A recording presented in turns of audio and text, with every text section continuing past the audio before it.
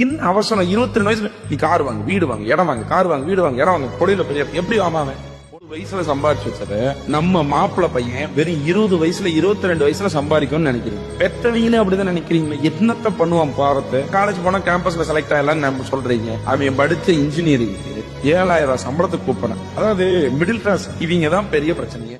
நம்ம அப்பா அம்மாவை காப்பாத்திடலாம் லைஃப்ல செட்டில் ஆகலாம்னு சொல்லி ஏதாவது ஒரு முயற்சி இருக்கிறான், முடிய மாட்டேங்குது. அவனுக்கு எதுவுமே தெரிய மாட்டேங்குது சார். அவன் போக கூடாதுன்னு இல்ல, அவனுக்கு என்ன பண்ணுவான் பாவம். ஒரு தொழில் கத்துக்கலான்னு போனா அங்க போனா ஏமாத்துறான், வேலைக்கும் சேர்த்துக்க மாட்டேறான். போற சுத்தி இருக்காங்க சொந்தக்காரங்க என்னமோ வந்து கேஸ்ட் அரசியல் பண்ற மாதிரி பேசிட்டு போறான். ஆமா என்ன சம்பளம் ஏன் அப்படி தெரிஞ்சுக்கீங்க என்ன போறோம் என்ன பண்ணுவான் சொல்லுங்க. ஒரு 22 வயசுல ஒருத்தனால எவ்வளவு வேலைக்கு போன்னு சொல்லுவீங்க, இவ்வளவு சம்பாதிப்பீங்க, காரை வாங்க வீடை வாங்க கடனை வாங்க.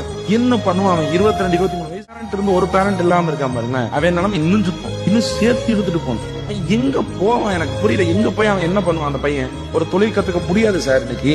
இந்த கோர்ஸ படி அந்த கோர்ஸ படி எதையாவது பண்ணி உருண்டு பரண்டு மேல வந்தலாம் பாக்குறான், முடிய மாட்டேங்குது. அவன் அவங்க வீட்டுல நடத்துறது ஒண்ணு இருப்பாரு, அது இன்னும் கூட 30 வயசுக்குள்ளதான் அவன் லைஃப கத்துக்கும். அவன் இதுக்குள்ளதான் அவன் ஃபெயிலியர்ஸ் பார்ப்பான், இதுக்குள்ளதான் அவன் சக்சஸ் பார்ப்பான். எதுவுமே இல்லாம போட்டு புஷ் பண்ணி முரட்டு தனமா அவனை போட்டு டார்ச்சர் பண்ணி வெறுத்து எல்லாம் நிறைவேற்ற முடியாம டிப்ரெஷனுக்கு போயிடுறான்.